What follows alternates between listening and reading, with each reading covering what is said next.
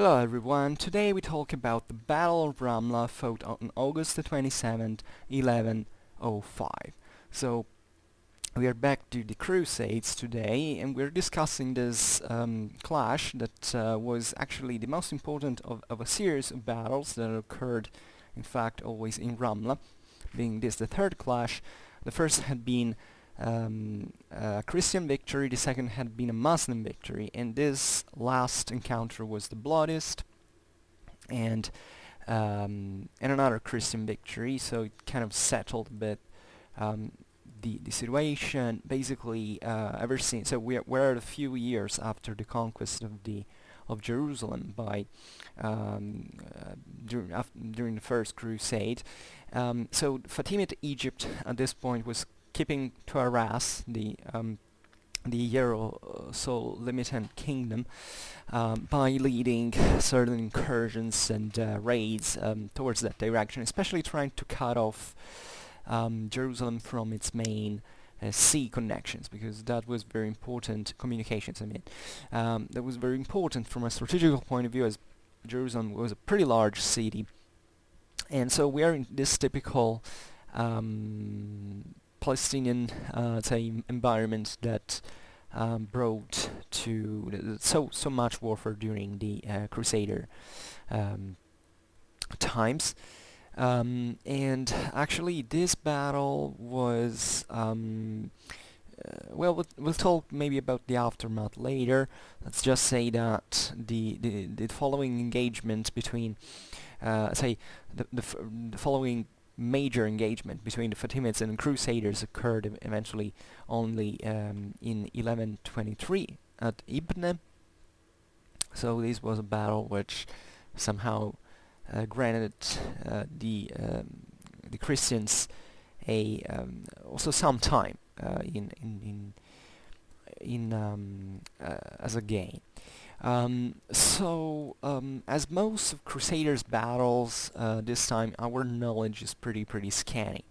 There's a very scarce information we have, so it's even difficult to reconstruct these clashes.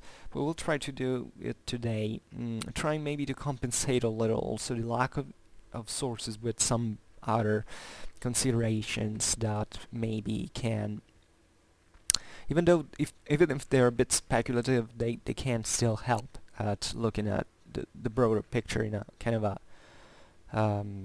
logical military way. Let's say, excuse me, I drink a little.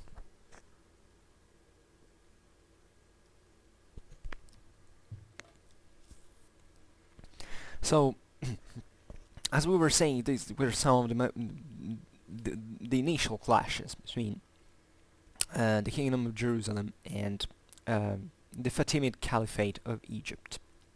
So the major frame is essentially Fatimid Egypt was a major power at the time. The Kingdom of Jerusalem was as well at this point, but they had very different social organizations, and essentially the Crusaders were kind of paying for having exported their own feudal system into a land that wasn't really structured in that way from a social point of view, and that therefore created problems. So one of the major strategic consequences of this was that Crusaders had were usually outnumbered. They had a few at this point, Christians, at least the ones that, all Christians at this point, as feudalism progressed a bit with Christianization, this time, basically had the bulk of their own force into the heavy cavalry, this elite, feudal elite that costed a freaking lot.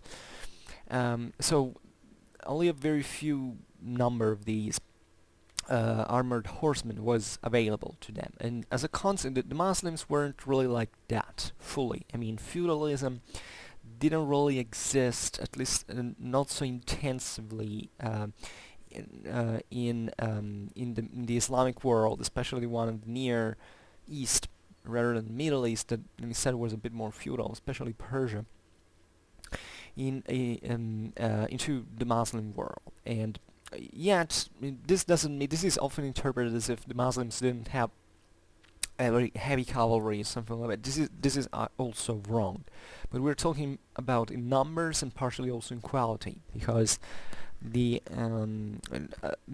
can't have a very strong heavy cavalry in consistent numbers only if you have a feudal society. So Fatimid Egypt was a major power at the time, could field very strong armies that were, however, composed chiefly by um, infantry, which existed also in Christian armies, but also in especially light cavalry or medium cavalry, and surely some bodies of heavy cavalrymen as well. In fact, I don't want to stress too much the difference in this sense between relatively to the availability of heavily armored knights, even between Christian and Muslim armies. Let's say just that on average Muslim cavalry was much lighter, and this was partly compensated by the fact that the same crusaders made extensive use of Muslim troops, the so-called Turco-Poles, for instance. So it was these mercenary Turkish mercenaries, essentially, of light cavalry that was necessary at one point to back on the field the heavy cavalry and kind of preparing it to. So adding a bit of flexibility to the Crusader armies and countering, say, with equal measures the Muslim horse archers from in the Muslim armies proper. So this affected, I mean, the availability of a few heavy cavalrymen definitely affected also the strategic behavior of the Crusaders, because the Muslims were perfectly aware of the strengths and weaknesses of the Western heavy cavalry, and they knew how to counter that in part. Telling the truth, this is not something you may hear around pretty much, but there is this idea that I don't know, that everything that implies a sort of guerrilla feigned fights and flights, sorry, and ambushes and this kind of attrition war, very hard attrition warfare, has to win over the let's say the canonic open field army that goes against these troops. This is actually false. I mean, it can happen as it might not. If that was a universal formula for defeating disciplined, organized, professional armies, today the whole world would fight like that. Even if it's not the case. So there is a bit of defeatism involved, considering especially experiences like, I don't know, the Vietnam War or Afghanistan and all, but that's not really how this historically worked. And from a tactical point of view, I mean, in other cases at least, in especially from a strictly tactical point of view, actually the Christian heavy cavalry was pretty much effective against even the combined tactics of the Muslim cavalries, and this was actually a problem for Muslim troops. They recognized that practically immediately since the Battle of Dorylaeum into Anatolia during the First Crusade, this Christian heavy cavalry was pretty tough, and even their arrows at a certain point were relatively ineffective against it. A well direct and especially timed charge could really make the light Muslim cavalry free. The Muslim light cavalry flee. Sorry. So most of the times, this doesn't mean also in here that there is no automatism in this sense. Christians were defeated as long as Muslims were defeated as well, and it all depends really on leadership, on morale, on coordinating factors. It's not really about this mechanism, like stone beats scissors and scissors beats paper, and paper beats stone. It's not like it works. warfare is a much more complicated business. It's extremely difficult even to understand the cause of even when a battle is over. It's very difficult from a historical point of view to actually determine which factor was really the determining one. It's more the coming together of many factors at once. So in absence of substantial information like we have also for today, um, it's also very difficult to reconstruct in the first place the development of a battle like we're trying to do today from a tactical point of view. So going back instead on a strategic background a little bit, so the Crusaders had conquered Jerusalem in the summer of 1099, and from that moment onwards the Egyptians launched almost yearly attacks to the Kingdom of Jerusalem. I made a video about the strategic advantages and kind of also wasted potential of the Kingdom of Jerusalem from a strategical point of view. I think the title is The Kingdom of Jerusalem, a Wasted Potential, question mark, into which I discuss a little bit what actually the advantages of the Crusaders of Jerusalem actually were at this point. So the Egyptians now were launching these raids into Jerusalem territory, and the Fatimids had attacked even after a very few weeks. Jerusalem had fallen, and even after Battle of Ascalon, and there was actually another Crusader victory in the August of 1099. So the usual Fatimid incursions took place into these along this crossroad town of Ramla. And that's why we have 3 battles in there in these years. There are many ways you can spell Ramla. I'm sure one is Ramle. I personally knew Ramallah, but I don't know what's really the Arab pronunciation is. However, the for instance in 1102 the Franks had met the Fatimids around this place, and they this kind of made sense because the town of Ramla was essentially halfway between Jerusalem and the city port of the port city of Jaffa. So Jaffa was crucial, as we were saying before, for the Kingdom of Jerusalem because it was the major port. And by the way, this is interesting at a broader. The Kingdom of Jerusalem at this time, the Crusaders were usually Frenchmen. They came from Belgium, from northern France. There were also other nationalities, of course. We were mostly that, and those were in populations who had a great deal of naval skills. So they were heavily relied on Christian side on the Italian mariners, and basically the Crusader kingdoms granted the Italians these ports as logistical bases.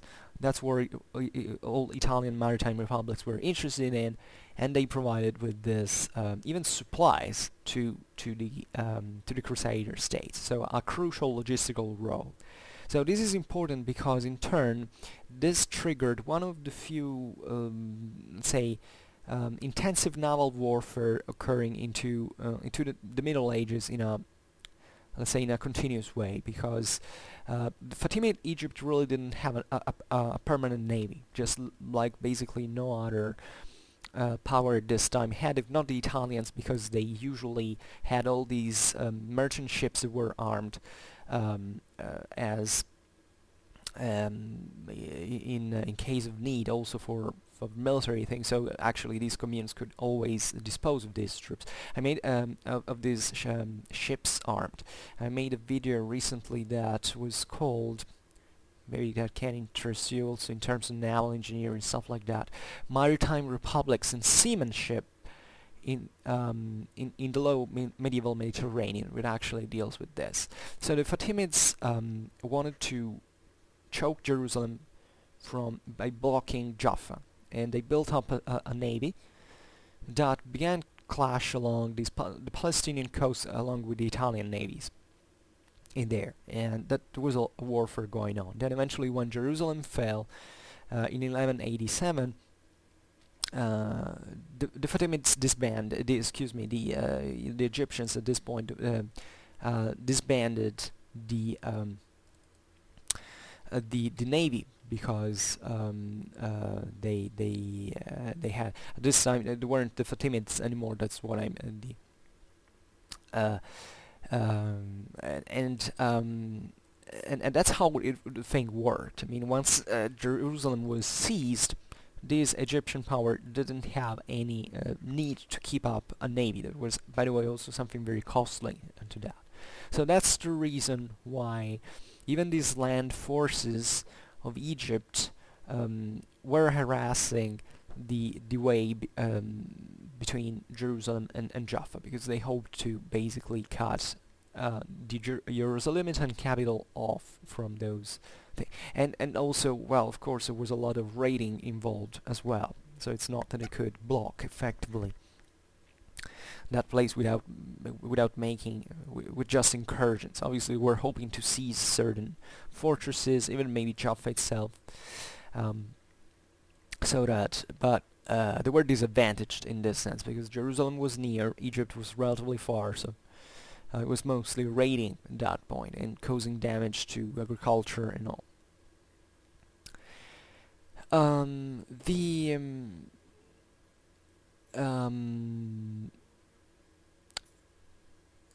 There was also another route that crossed Ramla. It was actually the one that connected, in the sense, not west and east, but north and south, and that was also very, very important for Egypt. And that's why also the creation of the Kingdom of Jerusalem had been such a heavy blow for its economy, because this road connected Egypt to Mesopotamia. So now the Crusader states were created in the middle, and they cut off the trade to Egypt. And this also created a series of strategic consequences also in the relations between the Syrian and Mesopotamian powers and Egypt, kind of going around the Kingdom of Jerusalem and the other Crusader states. I mean, very complicated. Now we can't talk about this, but just bear in mind that that's how intensely how intense these problems were, practically speaking. There is this idea that Islam kind of underestimated the Crusaders, the Crusades as such, and that indeed the major trauma actually was instead the one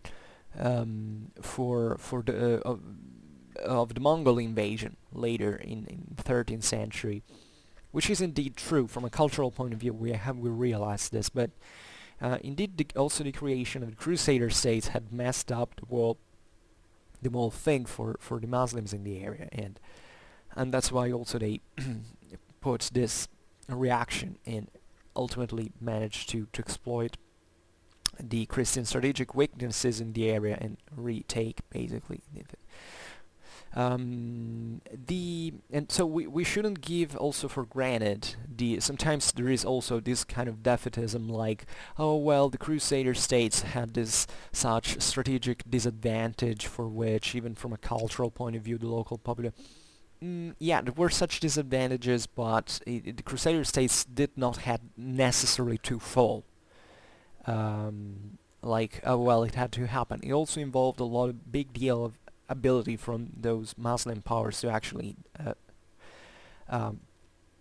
defeat and reconquer those lands. So Crusader states might have achieved actually much more than what they've done, in my opinion. And this is also something you don't hear a lot, but I personally don't see why this should have not happened. Um, so the this road between Egypt and Mesopotamia also connected to Ascalon as well, where we have seen warfare had also taken place between Christians and Muslims. And the as we were saying, these encounters into Ramla had this alternate outcome. First battle had been won by the Christians, the second battle had been won by the Muslims.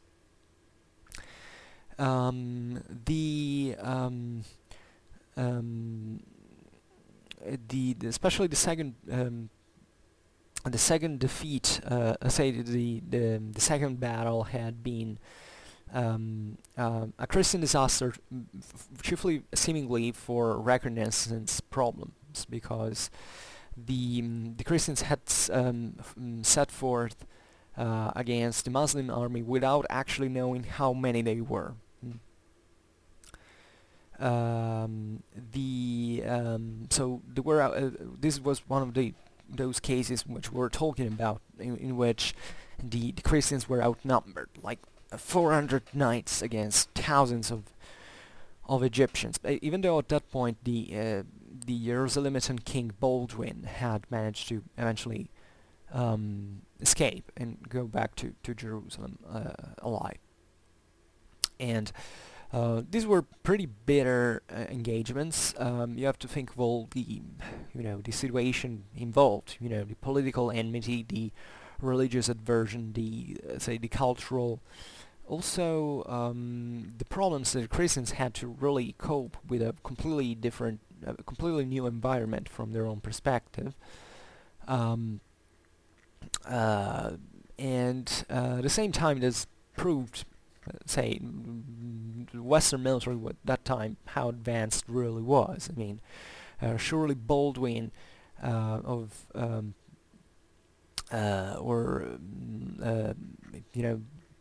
what these Belgian knights knew before getting into the Holy Land about Palestine or Syria or Egypt. But first of all, they made it there. They made it to conquer one of the largest cities in the Near East, to create these domains, and to keep fighting for essentially for their survival in there.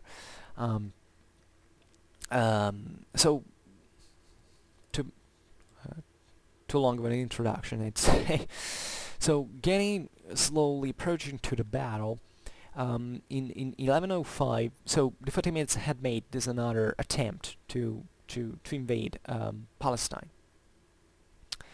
The major goal, theoretically, was the hope of actually crushing the Christians in open field, the Jerusalemitan army in open field, and from there having the gates of Jerusalem opened. So these incursions really resulted, as we know, eventually in just raiding and these incursions, but objectively the threat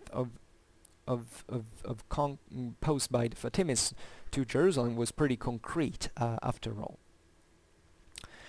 So the Vizier al-Afdal of Egypt organized a force that actually was pretty similar. We will see now how it was composed. The Fatimids had, in this sense, there was a continuity in the composition of their armies. And he entrusted his son, Senal al-Mulk Hussein, to its command. So at this point, there is this interaction we were talking about before with the Syrian Muslim principalities, so that the Toghtekin, who was the Turkish ruler of Damascus, was requested by al-Afdal certain troops. So there was this cooperation between even such relatively far away, between Muslim powers were actually separated by the same Christian states, geographically speaking. That, of course, the the the extension of the Jerusalem kingdom was not infinite, but this still obliged the Muslim basically to cross in the east rather than going straight through these kingdoms. So that added, let's say, an extra strategic cost for them.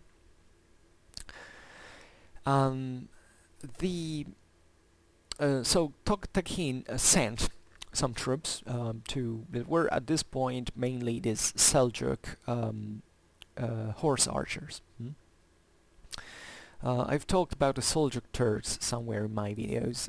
I didn't get thoroughly into their military, so we're gonna add some description now. They were essentially, the Turks were these nomadic populations that began to enter the Islamic world since the time of the Abbasid Caliphate, even before actually, and to begin to take over as individual princes over into the Arab world. And they had these typical nomadic armies of horse archers who were extremely skilled troops, and partly they got Persianized in military culture, which implied basically, like it happened in part, telling the truth, for the same Arabs, which implied that this Turkish cavalry had a feudal influence, and that this cavalry was actually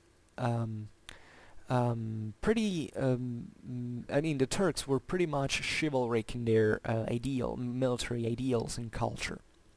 And this is something that apparently created even a sort of sympathy between the Frankish crusaders and the Seljuk Turks, because they recognized, in spite they hated each other guts, they recognized to each other certain chivalric qualities that they admired.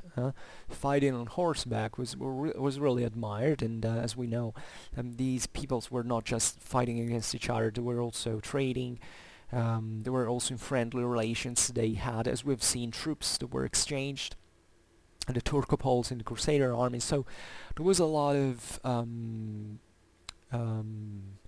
let's say, blending also in part of their military cultures, which is very, very interesting.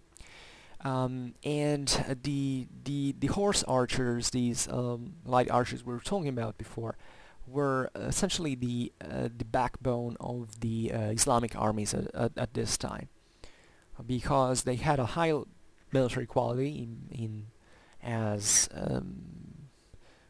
they had a pretty warlike minded thing. It was not like the Arab militias, city militias, that were, in this sense, grown softer throughout years of sedentarization, centuries of sedentarization. The Turks came straight, in part, from the steppes. Now, also, they had been sedentarized in part, but they had retained part of their military traditions, and they were pretty effective. So these horse archers were sent from Damascus towards the Fatimid army, and they gathered, in fact, at the port of Ascalon. It was held by the Fatimids, by the way, so that's also that was the rallying point. So at this point, you don't have to think that this was done in extreme secret. Obviously, there were some, let's say, these major strategic movements were not really waved around that much. But as always, military history is not that such big movements of military, of troops, pass unnoticed. Spies were everywhere. So at Jerusalem, King Baldwin immediately knew of this the Fatimid preparations for invasion, and he therefore gathered his troops. So the Franks also had this problem of basically calling all the various feudatories of the kingdom, as when the Crusaders had arrived, they had as we were saying before, they had replicated the feudal organization, at least from a military point of view, into the into the kingdom. So certain nobles were given land, and they had to provide their certain quantity of troops, chiefly these heavy cavalry, but not only, as we will see from the Crusaders' army composition now. This was a bit of a problem because feudalism has this problem of being not really a very centralized way of it. So even the participation of these nobles was always something very difficult to put in motion, because these nobles, obviously, if there was a major threat to the kingdom, they had all the interests of gathering together into the royal army, but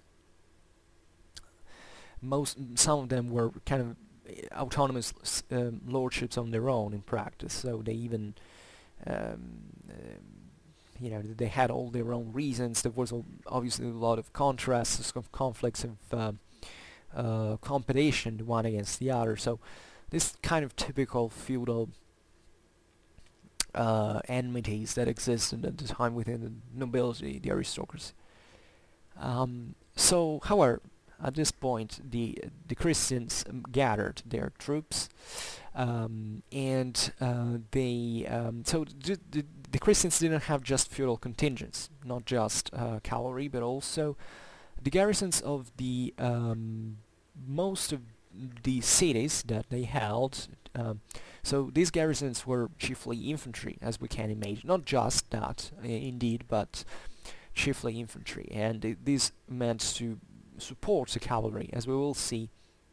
And they were very important, especially to absorb especially the arrow fire of the Turkish cavalry. So actually, Crusader warfare, we will see that with time, is a moment in which we can spot pretty clearly how infantry starts in this feudal world starts to grow increasingly important to support cavalry, to support heavy cavalry, which is not a banal thing to say, because the cavalry was at this point also it wasn't just superior in tactically speaking. At least it starts growing to be there, because also here we're pretty early in time. We're at the beginning of the 12th century. The full potential of cavalry is actually during the 3rd century. The full strength of cavalry, say. But at this time already feudalism had kicked in, so this cavalry felt itself to be an elite that didn't mingle with the commoners, and they loaded basically anyone who fought on foot.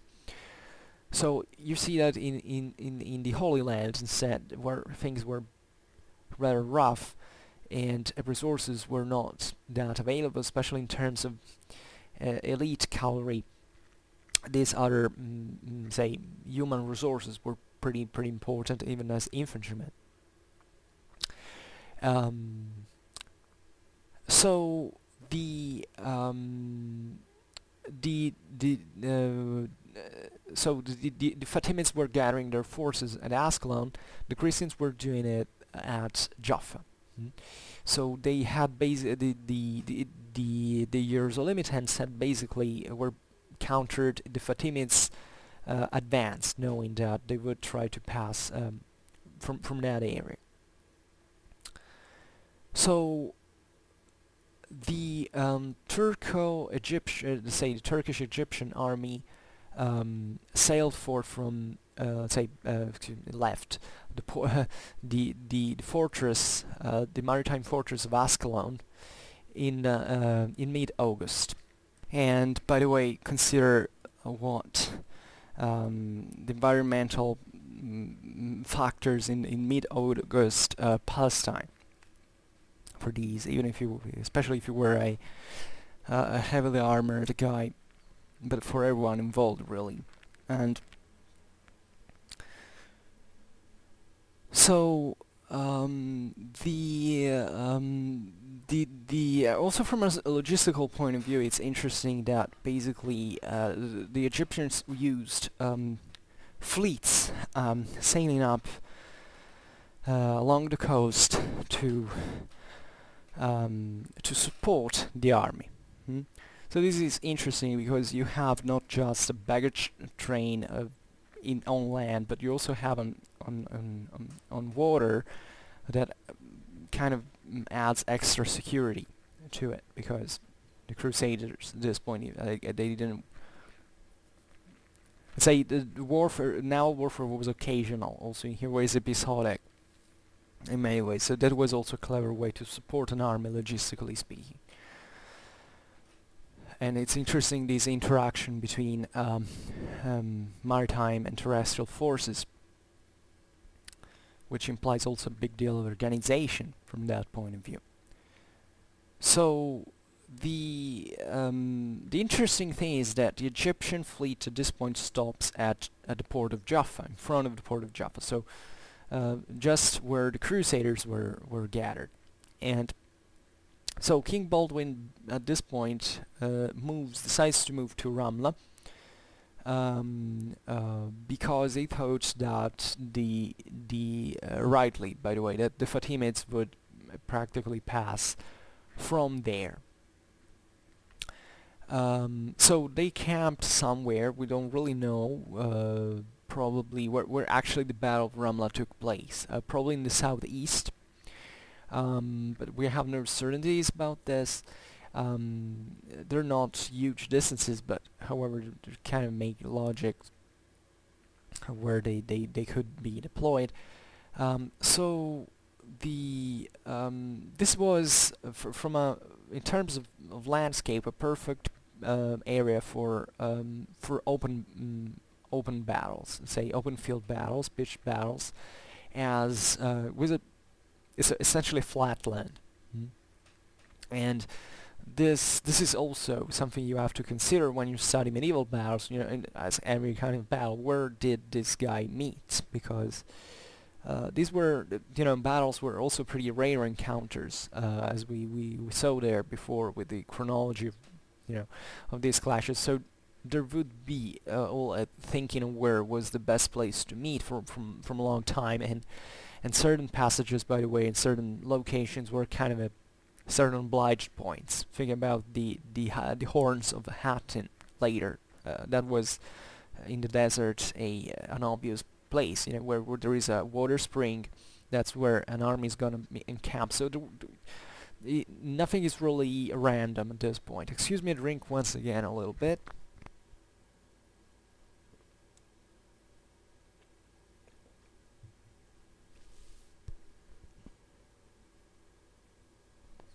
Even though there is always a certain degree of randomness in these events to happen, but chiefly for other reasons that have not strictly to do with, might be political, rather than strictly military at this point, on whether to meet or not the army, or depending on how your reinforcements, where your reinforcements are, if the army has already gathered together. I mean this, but say certain locations to fight actually a pitched battle are kind of preferred, in generally speaking. So and realize that both armies at this point had consistent numbers of cavalry. So this idea that the clash had to occur chiefly between these two cavalries as as a natural, let's say as an habitual tactics is pretty much clear by these times and spaces. And so we don't know when the Fatimid army actually arrived at Ramla. We can imagine the day before, probably on August the 26th. So there was a lot of scouting involved, naturally, and so the Muslim forces spotted the Christian army at one point, and reported the news to Sena al-Mulk. So he ordered to encamp, because they were still on the march, surely, and they planned to come to fight in the next day. So consider also the rituality part of such things. I mean, there was also, you don't have to underestimate cultural factors also into these mechanics. of how armies decided to engage or not. I mean, first of all, it's pretty rare that two armies actually want to clash in open field in first place, especially at this time. So the Christians would just let the Muslims prepare for the next day and engagement. Naturally, the engagement might have not happened, but both sides were determined to do so. And that's how it occurred. And think also the preparations involved into this. I mean, it's important to be rested, but it's also important to have prepared lots of think of the equipment, also the spiritual preparation for this, and lots of organizational details that are unfortunately went lost in our historical knowledge, but that we can imagine in terms of logistics and all. So the getting to the numbers. So what was the strength of these armies really? So the Crusaders seemingly had somewhat 500 knights, which involved heavy knights, but also the lighter troops, the so-called sergents in French, surgeons. So these mostly squires, but also lighter troops. And I don't think we have known about, we don't have news about the Turcopoles being involved, but surely there were some certain auxiliaries in there as well. But the bulk was this heavy cavalry that here I've got this pretty much blurred, but yeah, how this Christian cavalry should have looked like, more or less. And the and this cavalry was accompanied, as we were saying, by roughly 2,000 infantrymen. So you see, not big armies. These are pretty much the Crusaders' standards by the time. Contain numbers, which also have some advantages because they might be more flexible. Strategically speaking, they're smaller contingents. They require less supplies and all. So, but strength was naturally also praised. So these short numbers are also reflect partly the structural limits of the Crusader states in the Holy Land, from a structural point of view. So the Christians deployed. First of all, let's stick to the numbers a little bit. The Muslim army was larger. The Fatimids were roughly 5,000 men, and the Turkish, the Damascene Turks were roughly 1,300. So the Fatimids had much more troops than the Crusaders, numerically speaking. So more than double. The same time, they had especially more infantry. Especially, we'll see the Sudanese troops that existed in there. The Fatimid armies had this essentially Arab and Bedouin cavalry, and these infantries raised from Sudan that were pretty prominent in the Fatimid armies of the time. These Sudanese were mostly praised as archers. Now this is interesting because usually, just 2 days ago I made videos about Ethiopian warriors of the Achaemenid army, and back in the day were already praised for their longbowmen. And this is it's interesting that this area of ancient Ethiopia that corresponds roughly to modern southern Egypt and Sudan in this sense produced still these troops, but Sudanese in this sense had also spearmen, and especially spearmen to protect the archers, probably shot from the behind. So So the Fatimids on their own had their own Arab cavalry, so we can imagine a even heavy armored cavalry and lighter troops also from other North African, especially Berber troops, Bedouins, or also from Arabia. So Egypt is a bit in the middle, so they could easily recruit such troops. Were usually more deers and other. They were like tribal levies, usually raised by the Egypt to make them participate to their expeditions. And this army doesn't have to be underestimated also in terms of quality in equipment. Yeah, they were mostly unarmored. Like actually, by the way, yeah, the Christian army was probably more armored, but it's not. There wasn't probably such a huge difference in actual fact, and especially the numbers and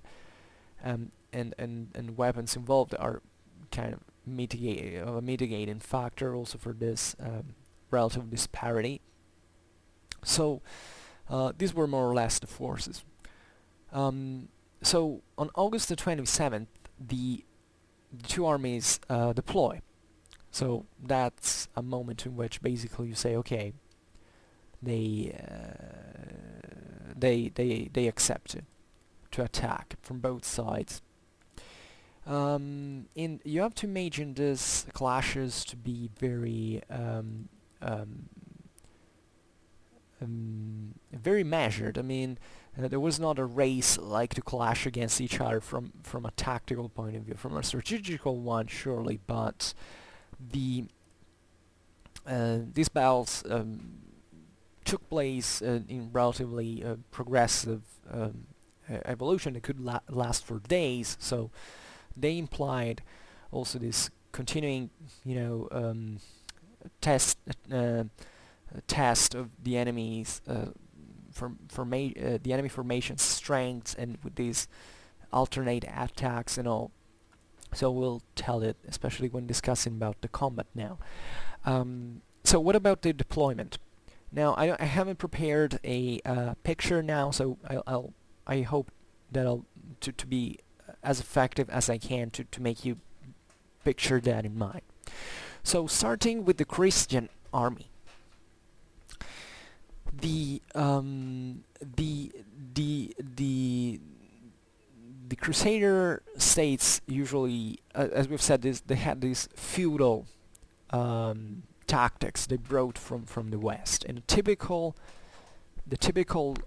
army division of a Western army at this point, the Western world at this point was, or the feudal world, was this division into so-called battles, bataille in French, that were these divisions of chiefly of cavalrymen that were usually arranged in echelon.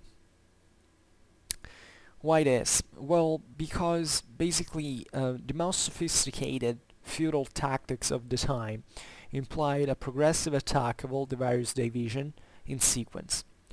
So the echelon formation is basically this battalion deployed in a sort of step line, of which one division is more advanced than the other. So from left to right, especially in the deployment at Ramla, the divisions were one, let's say, more advanced than the other. So you have three divisions. You have one on the left that is in the behind, one on the center that is in the central position, and one on the right that is the most advanced. And this most advanced was guided by King Baldwin himself.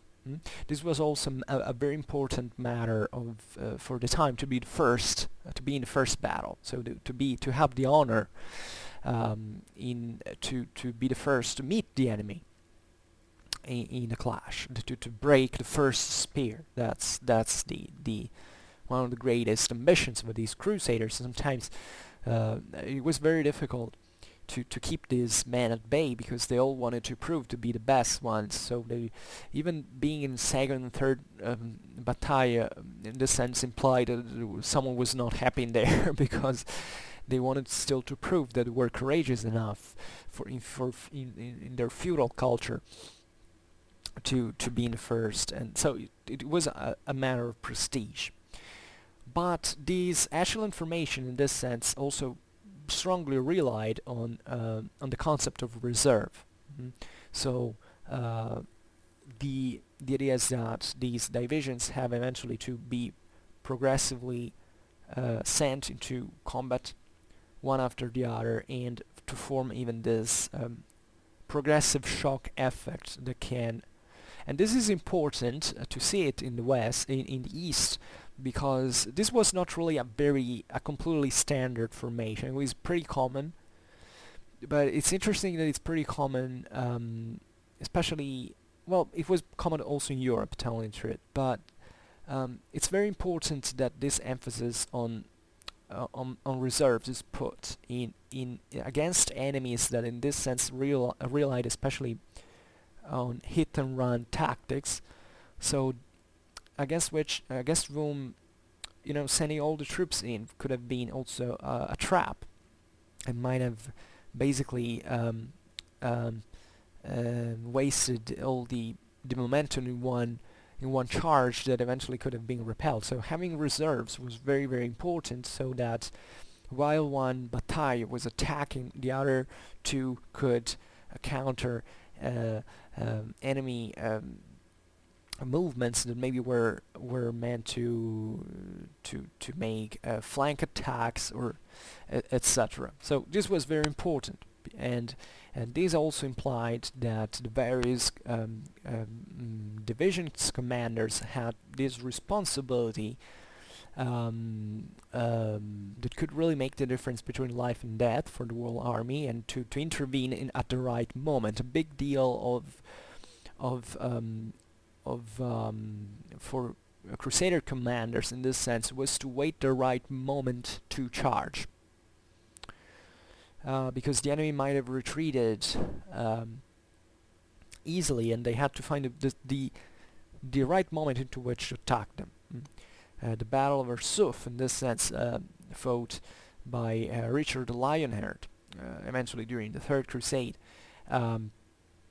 is considered probably the masterpiece of, and this was an extra difficulty because of this conception that the king, the army commander, however, was a sort of primus inter pares among the various feudal nobles, so that even in front of the king, these feudatories acted in a pretty cocky way, that they wanted to to be first, even maybe because there was an ambition to eventually grow more powerful into the kingdom, and also there was a lot of competition between these, and this was often a problem also for discipline, for order, because if these commanders were too hot-tempered, they might have attacked in the right moment and mess up everything in the whole thing. But we must, at least usually, the only crusades battle that I talked about on the channel was the Battle of Cresson, and seemingly, because also in there we don't exactly know what happened, but at least sources state that there was this hasty attack that wasn't supposed to be carried out, and that eventually led to disaster. So this is pretty much around which, in spite of even independently from the kind of enemy, how the feudal warfare this time revolved around.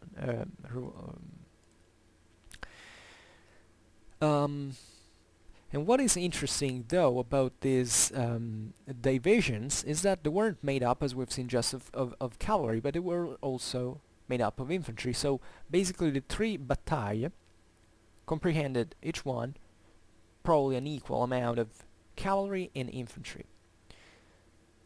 Even more interestingly, infantry was deployed in front of the cavalry. We hinted at the reason before. The idea is that these infantries were capable essentially at better defending against the Muslim arrow fires. If you are on foot, you have, let's say, first of all, the important thing here is that the cavalry was put in the rear so that it would be also relatively out of reach of the enemy arrows. This was very important because even though the cavalrymen were very heavily armored from foot to toe, the horses weren't.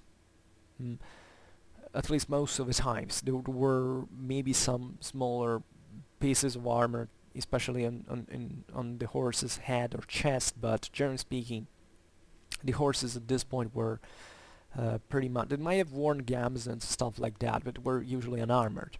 So the horse in this sense is a pretty big and easy target for enemy arrows, so it has to be protected. So having the infantry in the front implies these guys all with a sort of shields in the front, probably also missile weaponry as well to counter to respond the enemy fire. Crossbows, chiefly. The Latin troops were equipped with this. In order to absorb not just the enemy fire, but also probably the enemy charges. Actually, yeah, infantry, solid blocks of infantry at this point, especially against lighter cavalry, were pretty much effective. So that kind of makes sense. So some of you will say, well, but if the infantry is in the front, how can the cavalry operate eventually? Well, there were corridors long enough for cavalry to pour out from there and to assault. This is very important in medieval warfare. So because this implies there was a lot of coordination between infantry and cavalry.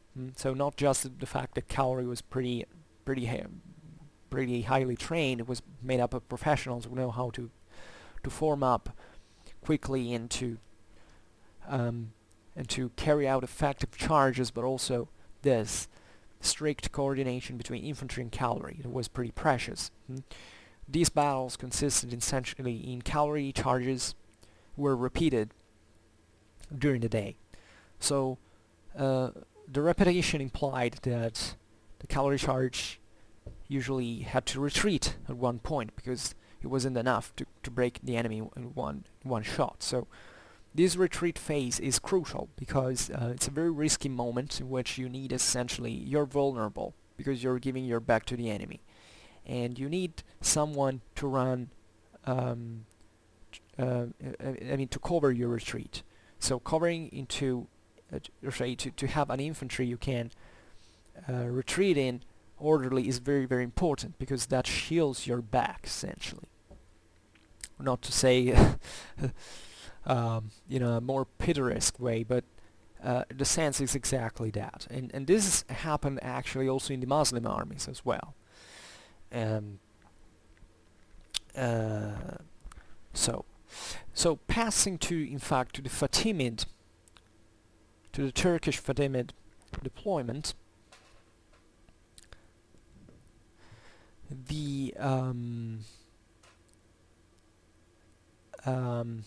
okay, by the way, I wanted to add this, that the retreat of the heavy cavalry was also covered definitely by lighter cavalry, also in the Christian armies. So we have seen the sergeants and the Turkopoles. So this was usually done, especially when in front of you had lighter, like the other Turkish cavalry that you could meet with these lighter troops were pretty similar to them. So that is, we don't unfortunately have evidence of Turkopoles into the Christian army at this in this engagement, but it might have been surely plausible. And by the way, probably also the Christian sergeants at this time didn't fight in an excessively different way from the Turks. Surely they weren't skilled horse archers like the Turks. But don't underestimate the hybrid nature of such troops, because that's what you get used to also, and you have to learn quickly sometimes to emulate your enemy in some measure.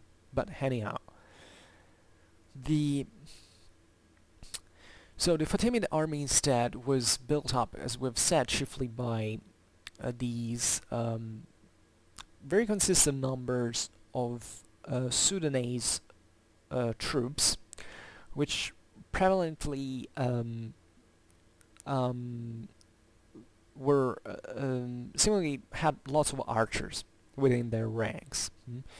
But they also had spearmen, and we will see, especially during the combat at Ramla, that these Sudanese contingent formed up the center of the army, was able to halt also the Christian charges of the heavy cavalry. So this is kind of obvious. You can't do that just with archers. You need necessarily also stop troops like spearmen, and the combined tactics of arrows and spear can be pretty effective also, as in the West would have been known in a few centuries. So this Sudanese contingent probably also had a high military quality in this sense, because you don't really resist, even if you exploit these combined tactics, you don't really resist to Western heavy cavalry charges so easily if you don't have guts and solid nerves, let's say. So these troops were probably coming from this substantially semi-tribal milieu that really conferred them this high quality, and this also explains the Fatimid reliance on such contingents that were raised, by the way, in lands that were relatively far from the core of their power. The Fatimid Egypt revolved essentially around northern Egypt, like all the great Egyptian civilizations, and Sudan is in the far south. So they were essentially foreigners by standard to the Egyptians, and still made up this very important part of the army. And they formed in the center, seemingly. So they kind of makes sense, because the center is really the bulk of the army. If the center is lost, even the wings can do a few. And this infantry definitely partly could support the rest of Muslim cavalry as well. So as we've said, the Fatimids also had their own Arab and Bedouin horsemen among their ranks. Among those there were probably the shock troops that could counter in part the Frankish knights. There is no reason to suspect that this also contained the cream of the Fatimid cavalry.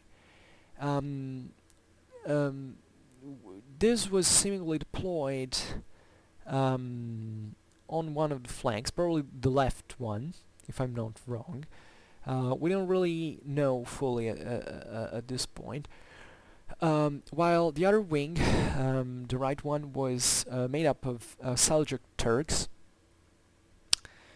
and these were roughly 1,300 cavalry on the right flank. So this is a pretty dynamic formation, because you have cavalry in both wings that can operate to outflank the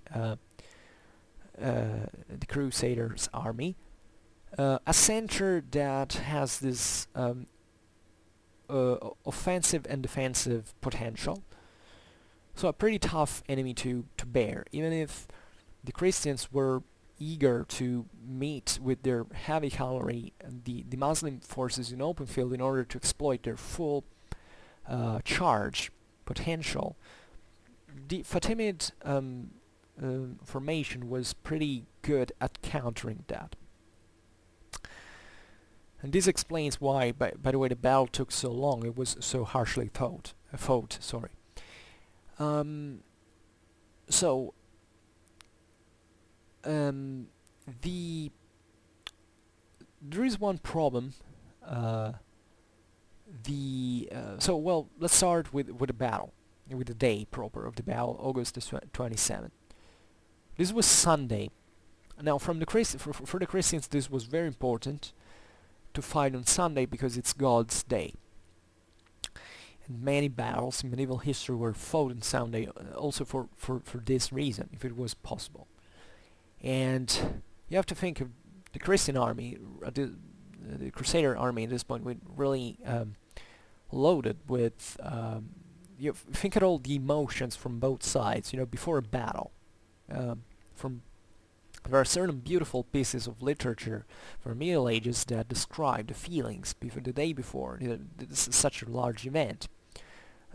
Especially pitched battles were such a rare eventuality. It was also this attractive, terribly attractive occasion to show off, to make great deeds, and to win the kingdom of heaven for having fought against the infidels. It's very important. And the Crusader army received an unexpected visit by the nonetheless the Patriarch of Jerusalem himself. Every matter of a shock. This was a moment in which the Patriarch would bless the army. So right in front of it. These Christian bishops at the time were pretty mundane. They came from the same noble families. They had a lot of power, a lot of political and military prestige and strength. So even the Christian ecclesiastical regalia, documents, let's say, that he wore, and riding in front of the army, Christian army, and exciting the passions of the fighters, were really a great vision, and in one of the most important relics, if not probably, of Christianity was brought for that occasion. That is the true cross, what it was believed to be, and that had been basically there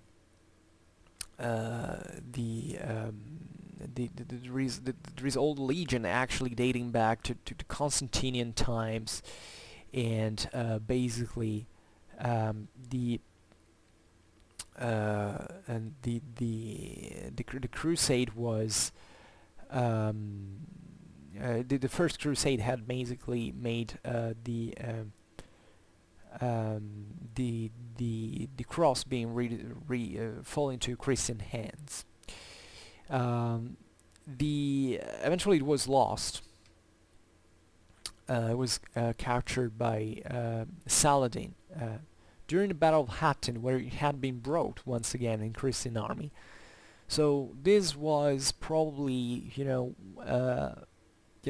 from you have to think of really the mindset of those times. When you see the true cross in front of you, you can't lose, essentially. Well, it didn't really work. This time it worked, probably, if you had asked one of those soldiers after the battle. So a great deal of, you have to really think of the moral resources, of the reasons for which these people fought. I always say that religion is, if you study military history, is like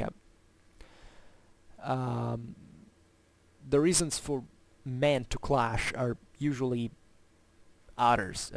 Religion comes to basically wrap them up a little bit, but these people were still also really, this is a moment in history in which religious beliefs were so very important. They could really fuel the morale at the only side of such a relic, for instance. And naturally the Jerusalemitan Patriarch blessed the army and granted absolution to the Crusaders. So really a great show-off. It was probably organized before, and it was a great But you don't have to think this was probably also due to the initiative of the Patriarch, or with some, I think also the risks that this entailed in part. So the battle began at this point with the Christians charging. The order came from King Baldwin himself, and so this is when the corridors within the infantry were opened, and the cavalry rode forth. Heavy cavalry followed by this lighter cavalry that had to assist. These were mostly esquires, probably, so assisting their masters or during the battle, bringing fresh horses and drinking. Think at the weather there, and need to, these fights were really exhausting. And so thinking about this was one of the most think of all the tension that these guys had accumulated, and the charge was more a moment to relieve that. But always being cautious, because a too hot charge with the impetus might have broken the formation. So there were cavalry masters at the corners, at the front corner of every formation, to keep of every battalion, to keep the various units in line, because that was crucial to carry that out, an actual charge. And this was the moment. Obviously, you have to think also the segmentation of these troops. I mean, there were surely veterans in there, seasoned warriors who knew how to do that and had seen that all before. Then were also the youngers, the guys who maybe had just been made knights on the field, because that happened before the battles. Usually the king named squires or other youngster knights for that occasion, and that was also another great moral boost. And these guys were really inexperienced, so they were probably framed among the most experienced to keep them at bay, to look over them, and the whole formation had to work as one. This is how basically the generational let's say rotation was absorbed, and also in this these attrition factors that could happen. So there is a moment in here which we don't really know what happened, because seemingly the Fatimid left flank fled the battlefield. Now we don't know whether this happened because of the Christian charge. So we're talking about the left flank. So these were the guys, actually some of the toughest guys in Fatimid army. They were the Arabs and the Bedouins. Now it's possible that they were routed effectively by the Westerners, but there might be some hint that these guys had basically left the battlefield, or maybe they weren't there when the clash began. This might sound strange, but actually it happens many times in military history that a contingent of the army was somewhere else, usually raiding or foraging around the area, so at a close distance, but not enough to take part to the battle. So, but it's still possible that these guys were routed after a strong fight. As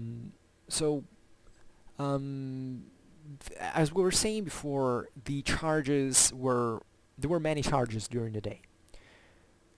That's how battles worked. These charges were also pretty quick business. I mean, even the ensuing combat lasted no more than 2 or 3 minutes, literally, and then these troops would retreat, simply because it was too exhausting. And we perfectly know, if you think that those melees you see in disordered melees of individual fighters last for minutes and minutes, like in Hollywood movies, never existed, never even once in military history, because that's not how humans fight. It's basically these armies would clash all the day, making these divisions back and forth clashing. Probably the Franks were more on the aggressive side, were more on the offensive because they had this heavy cavalry charges to exploit, whereas the Fatimids tend to absorb that most and to tire them because they knew even how the Western Knights worked in this sense, and they hoped to basically and they were trying to wearing them down, especially with arrow fire, to tempest them with arrows. In fact, seemingly Turkish cavalry at this point was harassing the enemy, but was not charging. Also because they were lightly armored, so that was normal. And the preferred tactics was to first exhaust the arrows to kind of tire the heavier cavalry down, and eventually to launch an attack at the end of the battle. So having these Fatimid armies now seemingly had this left flank uncovered, which is a pretty serious thing. I mean, especially in a deployment like the one we attempted to reconstruct, it's a pretty big part of the army. Having an uncovered flank is a pretty risky thing. But once again, we don't fully know how this happened, where it was planned, whether the formation was probably also in another fashion. We don't really know. We can't think, considering the number of Turkish horse archers, that part of the Turkish cavalry was on the right flank, compensated, went into the right flank, or some units of the centers kind of enlarged the formation. That might happen, especially if you have reserves. You can do that easily. You can cover the gaps, and especially considering Turkish cavalry was a bit master into these quick reaction movements. That's probably what you want to look favorably at to explain this. By the way, the Christians were still at this point still had energies to spend.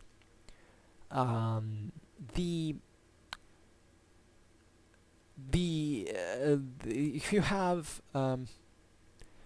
this situation,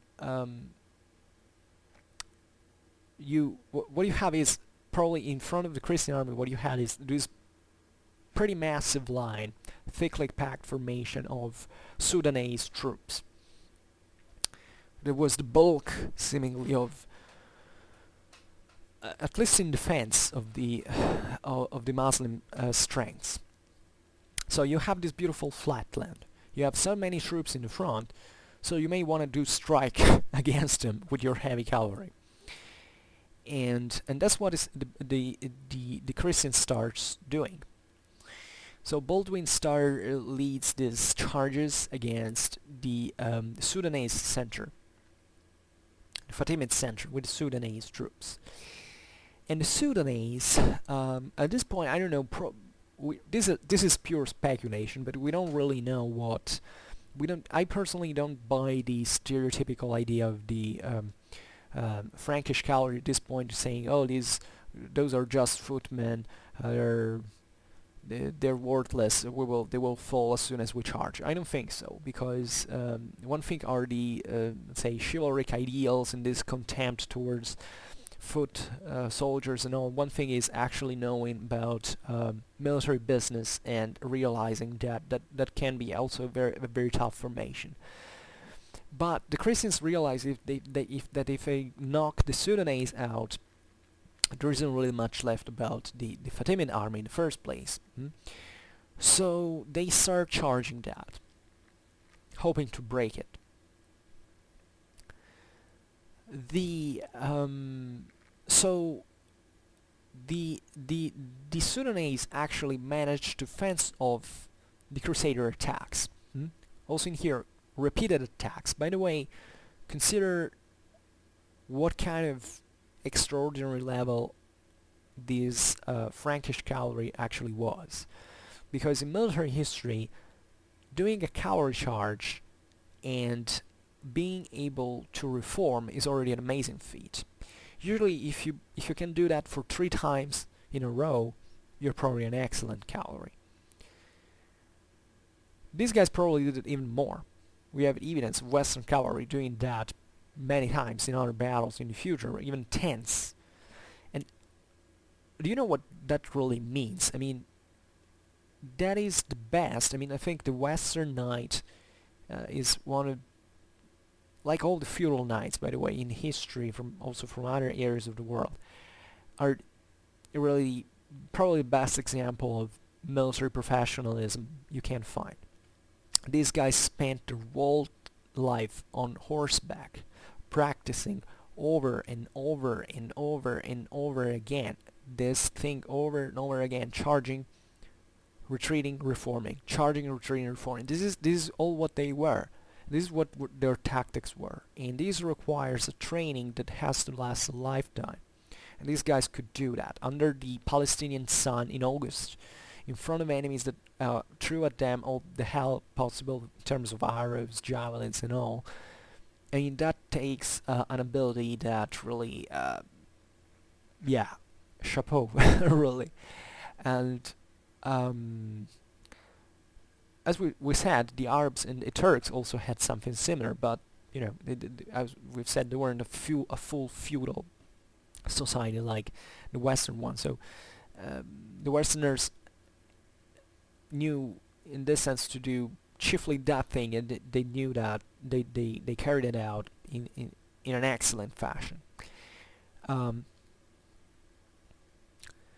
And in this sense, the fact that the Sudanese were able to withstand these charges is probably all the more amazing. And this shows how still in the 12th century there were infantries all over there that into which, you know, in the world where feudalism had not taken over, that could withstand the enemy charges.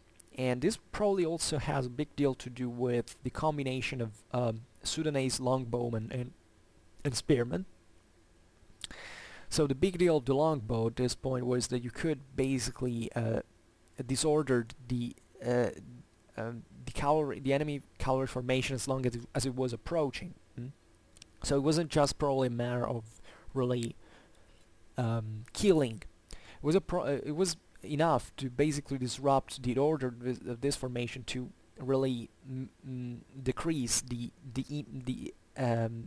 effect of the charge in terms of impact, or at least of cohesion. Because, by the way, in terms of cavalry charges, there's a bit of a myth revolving around the fact that the cavalry charge was mostly about the actual physical impact. But actually, most of these cavalry charges were feigned, or at least they relied chiefly on the psychological effect of the charge. These guys didn't charge against straight, ordered formations that couldn't. I mean, they repeated all these charges also to actually look to really taste the consistency of that formation, to spot where the weaker parts of the line actually were, to kind of figure out where eventually to strike into. And that is something devastating from the other side as well, even if the cavalry doesn't actually impact in you, because you're waiting for that. And that's psychologically devastating, to have that experience repeated over and over again, not knowing when they will actually impact, and you're there under the sun. I mean, even if you're a Sudanese and you're used to hot weather and all, that's still a traumatic experience. By the way, consider that Western cavalry at this point also had still javelins that were thrown. So what the enemy, what the Frankish knight would do is arrive into front of the Sudanese line, throw these javelin at a close range, by the way, exploiting even the speed of the charge, and then retreating without hitting, because they weren't stupid. You don't get into a formation of spearmen before having worn it down on your turn.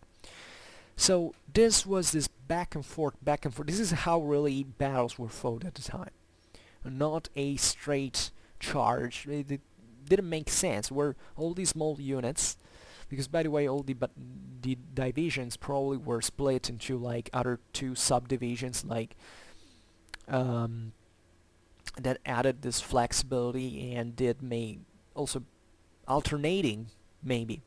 So trying to keep this pressure on repeatedly with all these sections of the army launching a charge one after the other, and it requires a whole lot of professionalism. Probably also the squires there were extremely skilled troops in assisting their masters in what they were doing. And even the infantry that was not participating to the fight from the Christian side, it probably also assisted the guys by shooting balls and trying to stay sharp, because the enemy could counterattack in turn one mountain from one mountain to another. So it was vital to keep formation, to maintain formation solid, and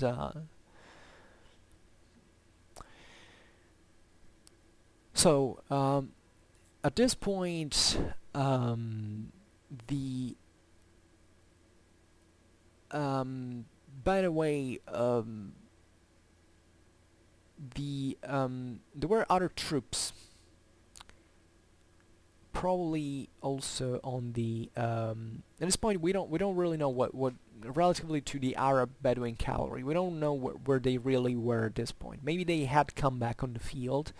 Maybe there were also others deployed on the right flank, because that's also what you want to do. I mean, if you had been this Fatimid army, you had this center, then maybe on the wings, at least on the left wing, we have seen that the Arab Bedouin troops had fled, but maybe there were others on the right one as well, together with the Turkish archers.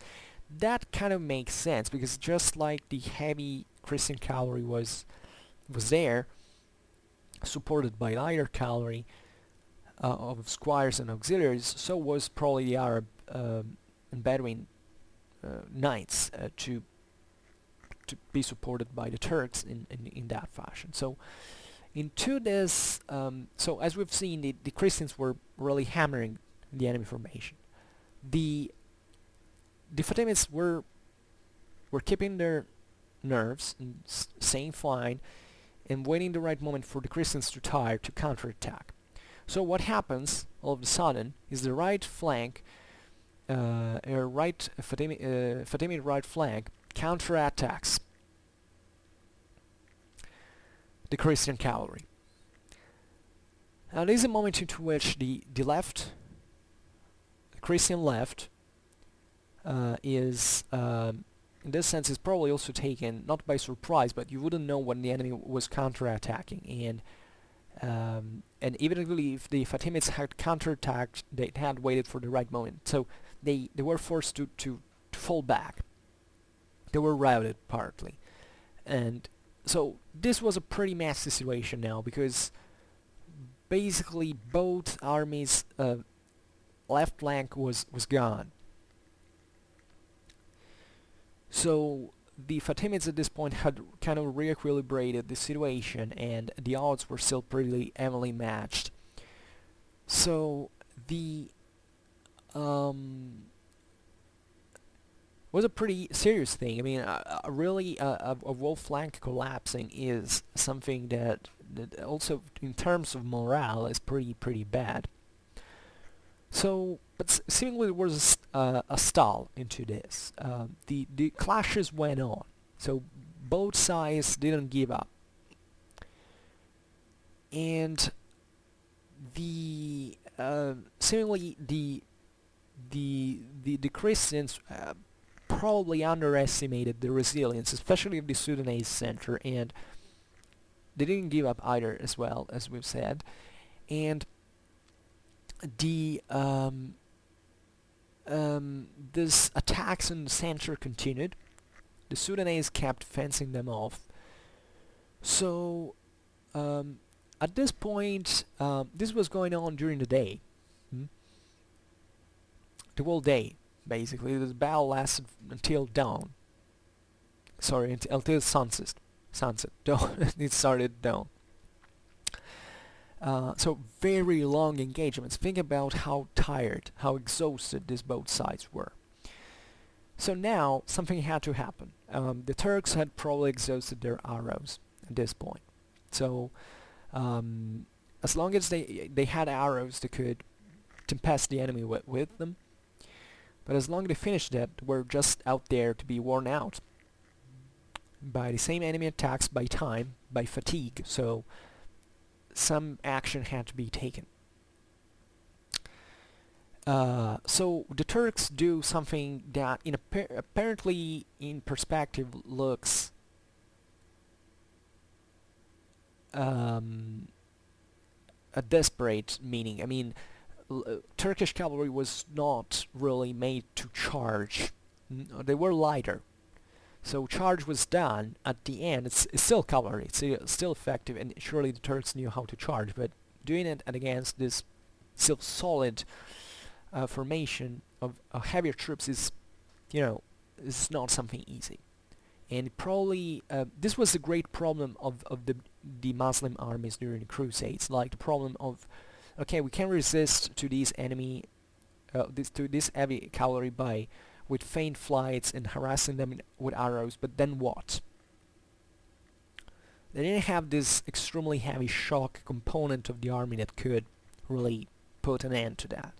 So this was a kind of the handicap of such armies, and at the same time the handicap of the Christians was, okay, we charge again, and this keep feigning fights. So where can we exploit our our heavy charge? So this was real problem, how the two military systems were able to compensate to counter each other, tactically speaking. At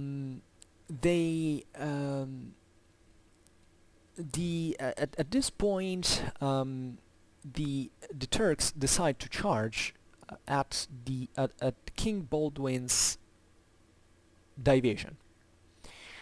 So that was something important, because recognition into these battles were a mess, by the way. Think about the dust, think about the relative even the relative homogeneity of look. I mean, these armies weren't standardized in equipment. There was probably lots of similarities also in the Christian and Muslim equipment in some measure. That point especially. So the best way to recognize troops, and that's why were banners, and that's why flags were so important at the time, and because they were a rallying point. I mean, from the Crusader, especially from the we have certain battle orders of the Templars that state quite clearly that how these battles worked. Basically, the rally point after these charges, the rally point was the banner. You have to think at the mess that happened, especially during the retreat phases. All you had to how to orientate on the battlefield if there wasn't a major, a major building or a major, a huge tree or so, with a banner. And the banner was high, large, so you could see that. It was this immediate visual thing, and that's where you wanted to rely on. If necessary, to make to stop there and make the very last stand, as it happened many times in the Crusades. So the Seljuks are pretty clever. They know that they are lighter than the Christians. So what they wait for is that to charge is the next charge, the next Christian charge, and especially the following retreat. Because in following retreat, the heavy cavalry was now relatively disrupted when going to rally against that flag. Around that flag.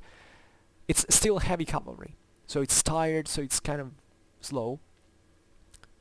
The Turks haven't charged the whole day, so they're relatively fresh. They're tired as well, but they haven't engaged still. So, and they're lighter, so they're faster.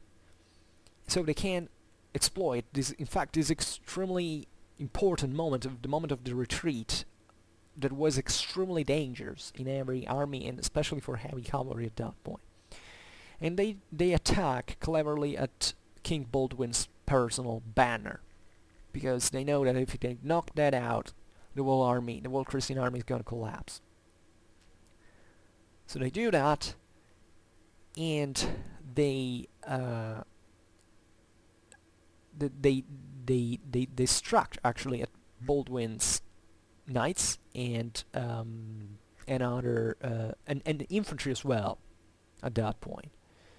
So this is a moment, the Crusaders freak out because they know that that's the most dangerous, most delicate moment possible, and we don't know what happened. We can't just speculate. Just imagining the confusion, the infantry probably also maybe trying even to not to break, but maybe partly to advance to actually be able to support more directly. The cavalry was retreating. I mean, a lot of confusion. And these Christian knights are attacked by the Turks, so slashing swords all around, trying to butcher down these lighter troops. It's a very difficult moment. This happened, in fact, we've seen Baldwin's division was the most advanced one on the right flank. So this was happening on the left Fatimid flank. So the fact that there were Turks there is kind of meaningful, partly because we have seen that the left flank had broken. So probably, as we were saying before, the Turks had basically been there on the left, had filled that gap with some other troops. And things might have gone differently maybe if that left wing had not fled or had not been present in the battlefield before, because that might have added enough troops to actually crush the Baldwin's division. By the way, on the right flank, seemingly the Turks are not doing the same thing, but on the contrary, they left.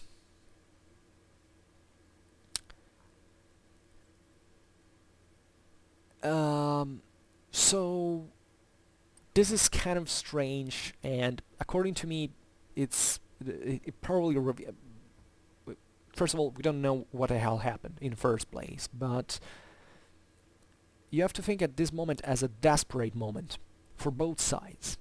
So that when the Turks on the left flank probably quite autonomously said, okay, let's try this because it's now or never, they got into the mess. Probably maybe they, from the right flank, the other of the Fatimid army, they saw that the clash was going on, and that, I don't know, maybe the Sudanese were starting to flee. I mean, there was a visible systemic exhaustion from both sides. Probably they feared that there was nothing much they could do against the Christians, because probably their infantries were still intact.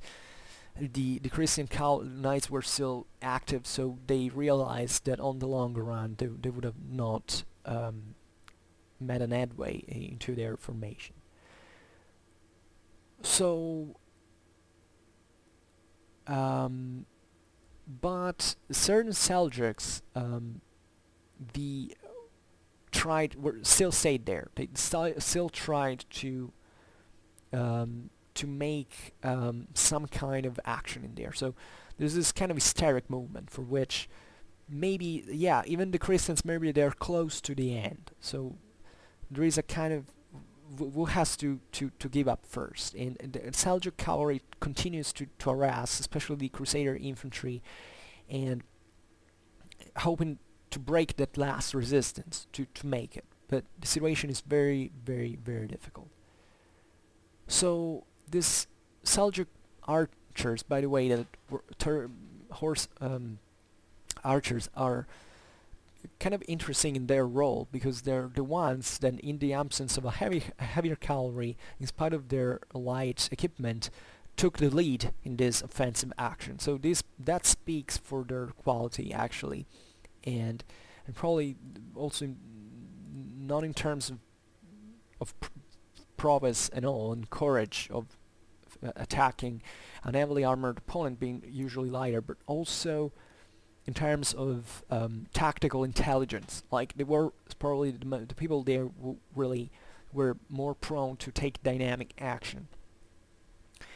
So the Christians, from their side, they're terribly they're hardly pressed by this attack, because their strengths are coming to an end as well. So they can resist. They're very stubborn, very resilient troops, but the fatigue is equal for all humans. So that's starting to be something very serious for them. So the Baldwin at this point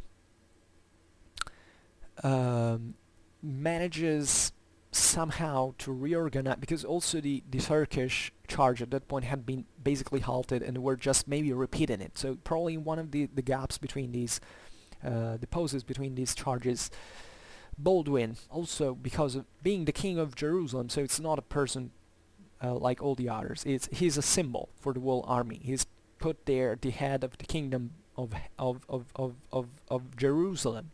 So not a kingdom like the others. God really wants him to be there. So he's a great symbol for all the crusaders, and he manages to rally his knights to.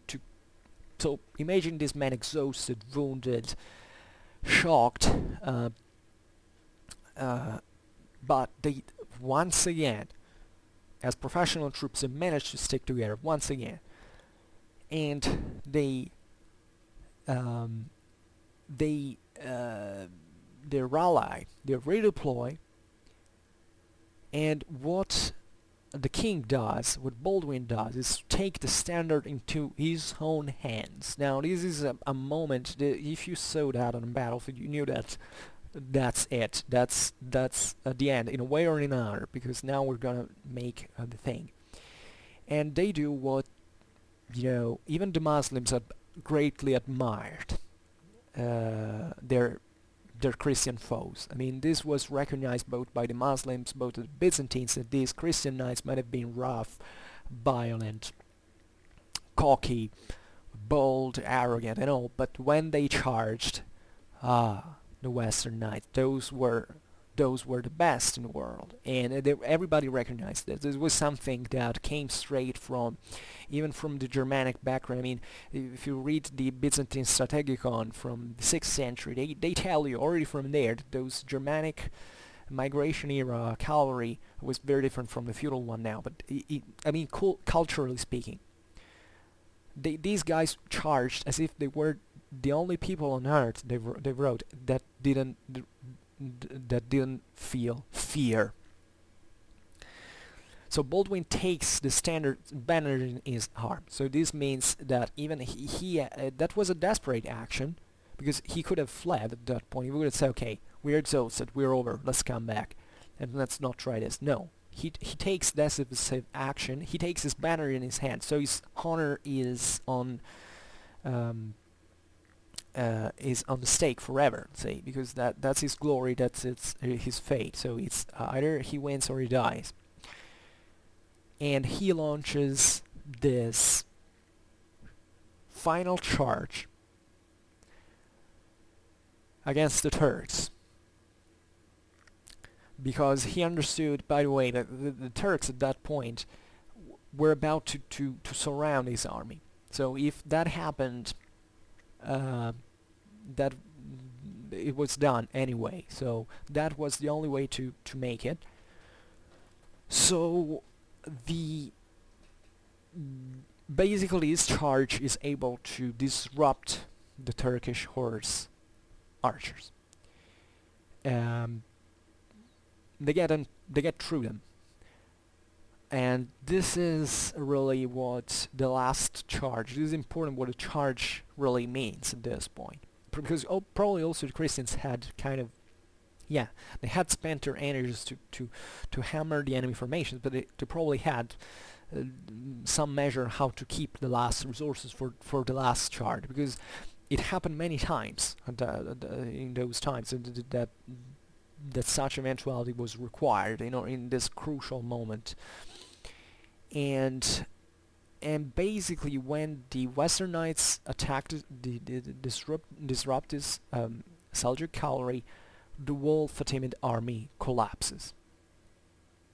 And even the Sudanese, that up to that point must have been exhausted for having halted miraculously all those charges, they probably also fled. In fact, from the news of the battle, we know that basically these troops, being foot troops, were the ones who got mostly butchered down. I mean, the Turkish archers, even if they were tired, could run easily because they were lighter.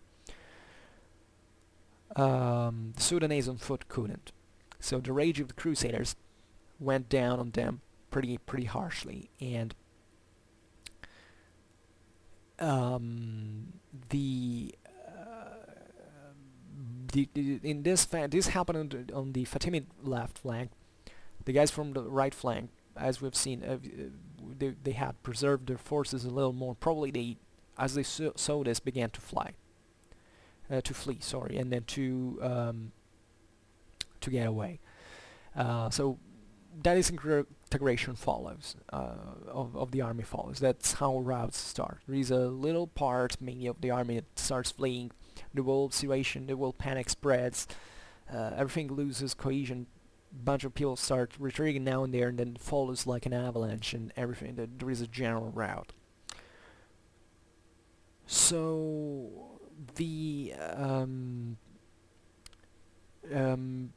so there were evidently certain Sudanese resisting in there.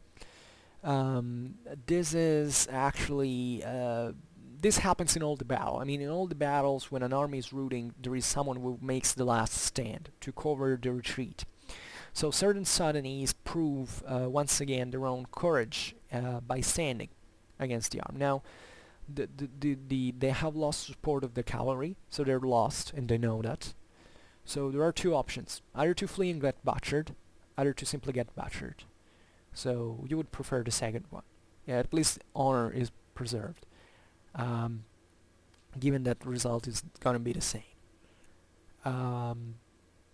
So the Christians now have all the space to maneuver because the Turkish cavalry is fled.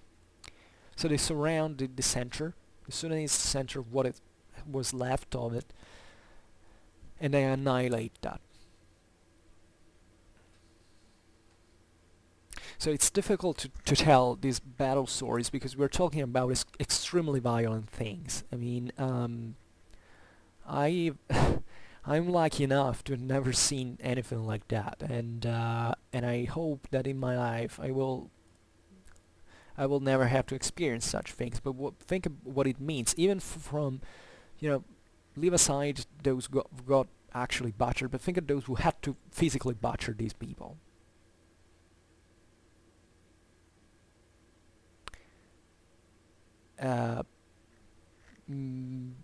These guys didn't have an easy life, psychologically speaking, because seeing such massacres was something pretty tough to bear, like for any human to do. But so it was. We're talking about a lot of blood running, and that's what war is really about. So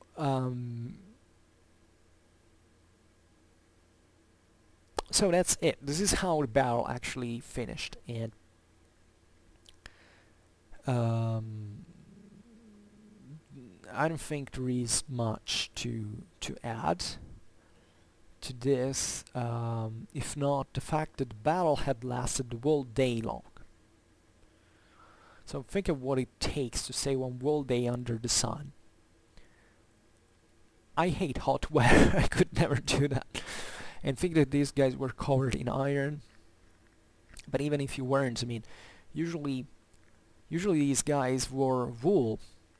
Even especially the Bedouins, these populations, they wear wool because sometimes the inner body temperature is it's fresher than the one of the outside. So since wool is pretty isolating, it's paradoxical, but it keeps you fresher than other in that environmental conditions, that such thing. But think about what it had to be. Not just physically, but also psychologically speaking. Even probably more psychologically, because of this constant living this anxiety for a whole day, not knowing how it's gonna be. If at the end of the day you're going to be a carcass, or that's something that, and all the think of all the tension, even in the days before, all the fear. This must have been really terrible. So the Muslim troops en route probably tried to reach their own camp at that point. Um, the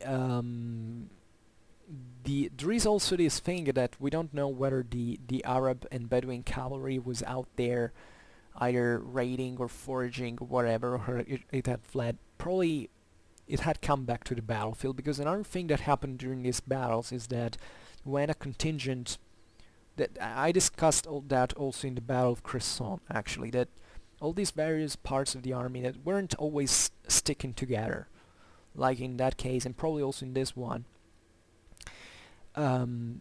Sometimes they didn't know what was happening on the battlefield. Some of them didn't even know that probably the battle had taken place in some measure.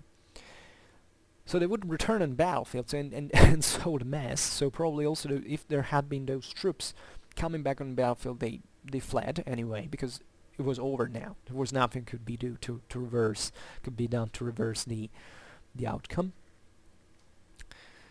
The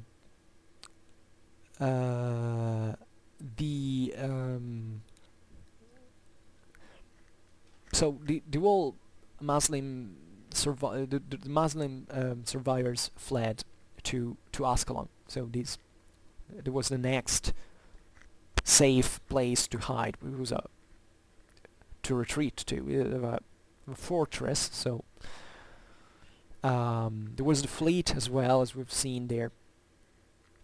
So there was going back and forth along the coast. So there was definitely the Crusaders pursued the enemy in spite of the tiredness. This was performed chiefly by the lighter cavalry, as always. Like, the knights were exhausted; they couldn't probably even move on some occasion. There were probably certain nervous paralysis at the end of such clashes at one point.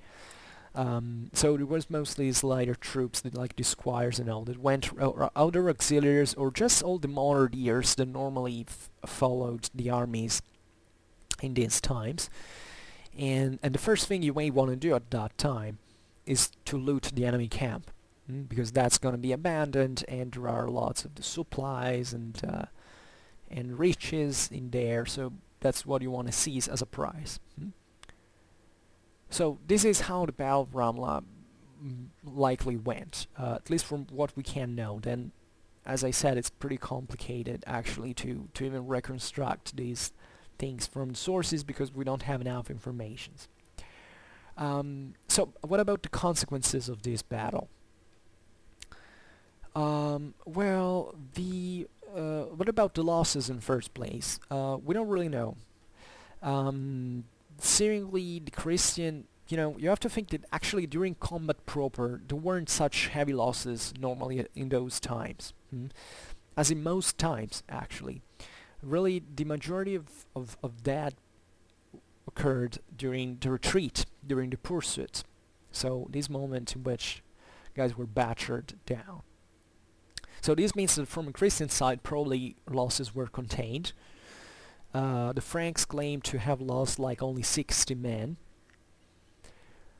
which is maybe an exaggeration, but even if you look at the numbers of the whole Crusader army, well, might have been, and considering all the wounded eventually, so it's even difficult to tell whether these 60 men were the guys who died in actual combat, or the others that died afterwards, because even to kill someone in there, it's not that easy, especially if it's fully armored.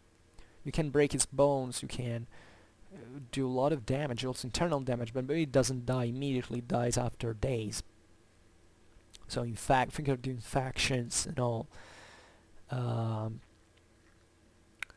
So most of the people at this time didn't die just during fight, but like rotting from the inside from infection days after. This is kind of one of the ugliest, another of the ugliest sides of warfare.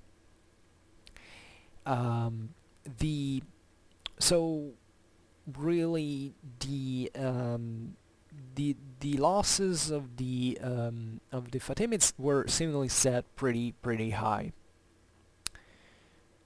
We're talking about from 1200 to 4000. It's a very high number. Modern estimates tell that like half of the Fatimid army was lost, possibly also more. And there were certain Egyptian officers who were taken prisoners, and that worked as well. For it wasn't just Western business. Also among during crusades between Christians and Muslims, where these ransoms were done normally from both sides, and were pretty convenient affairs. And so,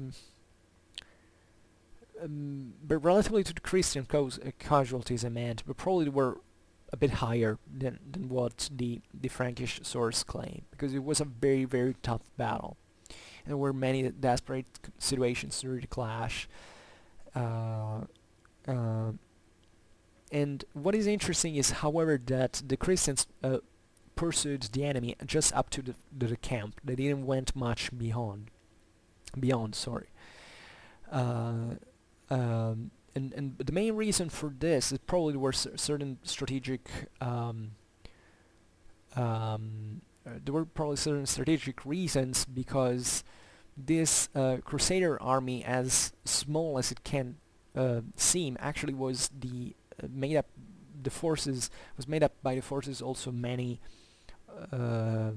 garrisons that existed along the territory. So at that time, think at all the reconnaissance problems at that point.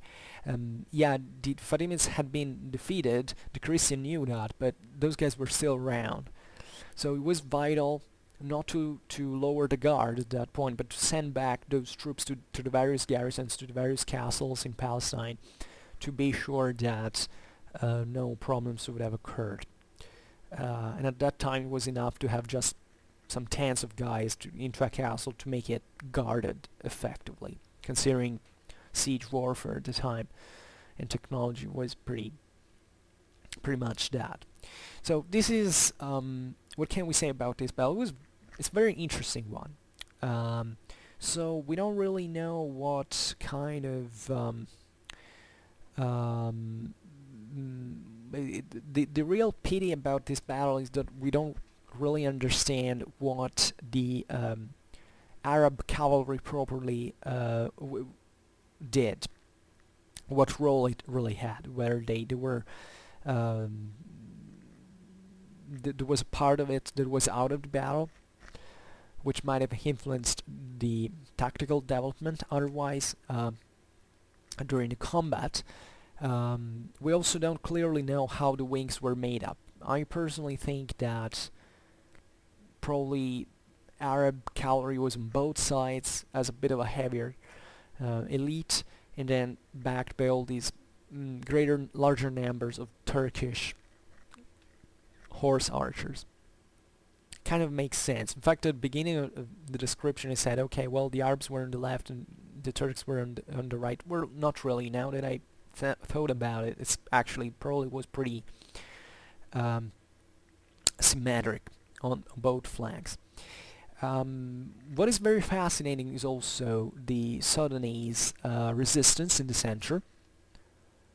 That is something pretty remarkable, actually, considering the effectiveness of Western cavalry at this point, and the fact that we're able to halt the Frankish charges for so long, a whole day. And their ultimate fate is pretty dramatic and fascinating. From the Christian side, the thing was pretty much standard. I mean, there were not many surprises from the Christian side. Were the typical behaviors that made these armies great in from their side.